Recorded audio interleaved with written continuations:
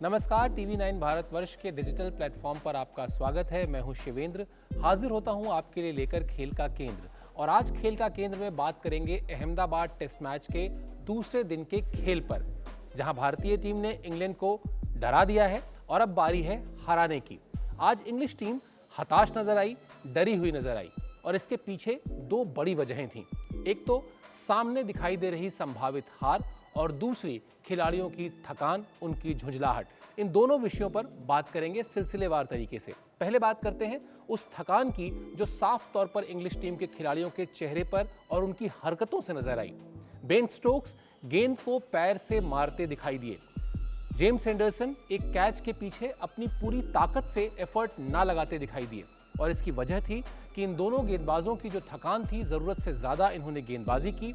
दो ही तेज गेंदबाज थे, दो ही तेज गेंदबाजों का विकल्प था इंग्लैंड के कप्तान के पास और इसलिए जो रूट ने इन्हीं को लगातार इस्तेमाल किया और उसकी इन्हें कामयाबी भी मिली। लेकिन उस कामयाबी के साथ लगातार गर्मी में, जिस तरह की गर्मी है अहमदाबाद में, उसमें गेंदबाजी करने से जो थकान होती है वो थकान भी नजर आई।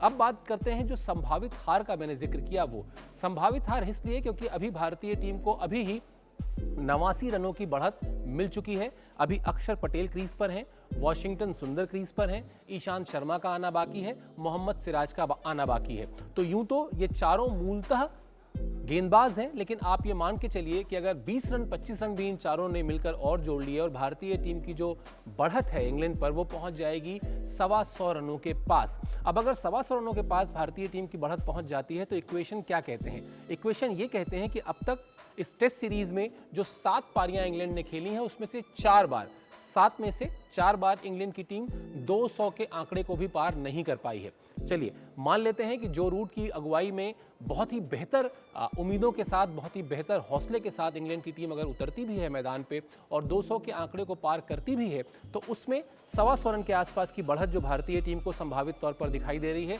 वो घट जाएगी। यानी भारत के पास चौथी पारी में जो लक्ष्य होगा वो 100-125 रनों का होगा और वो एक ऐसा लक्ष्य होगा जो भारतीय टीम के लिए मुश्किल नहीं आने वाली। आज एक और जो बड़ी बात है जिस पर जिक्र करना जरूरी है कि एक वक्त ऐसा जरूर था जब भारतीय टीम के मैच के हाथ से जो मैच है वो फिसल रहा था, लेकिन उसको एक बार फिर पहले संभाला और फिर बनाया ऋषभ पंत ने। उन्होंने मुश्किल पिच पर जिस तरह की बल्लेबाजी की, जिस तरह की आक्रामक बल्लेबाजी की, अपनी हौसले वाली बल्लेबाजी की, उसने ये दिखाया कि पिच का रोना रो देने से काम नहीं चलने वाला। इसी पिच पर वो खिलाड़ी रन बना रहा है जो अपने आप को ठीक तरीके से अप्लाई कर रहा है। अगर वॉशिंगटन सुंदर, जो कि मूलतः एक गेंदबाजी ऑलराउंडर हैं, वो हाफ सेंचुरी लगा रहे हैं, अगर ऋषभ पंत शतक लगा रहे हैं तो उसके बाद ये कह देना कि इस पिच पर रन बनते ही नहीं है गलत होगा। तो निश्चित तौर पर यह सबक है इंग्लैंड के खिलाड़ियों के लिए भी और इंग्लैंड और ऑस्ट्रेलिया के उन पूर्व खिलाड़ियों के लिए भी जो पिछले टेस्ट मैच में इंग्लैंड की हार के बाद लगातार पिच पर सवाल खड़े कर रहे थे और पिच की आलोचना कर रहे थे।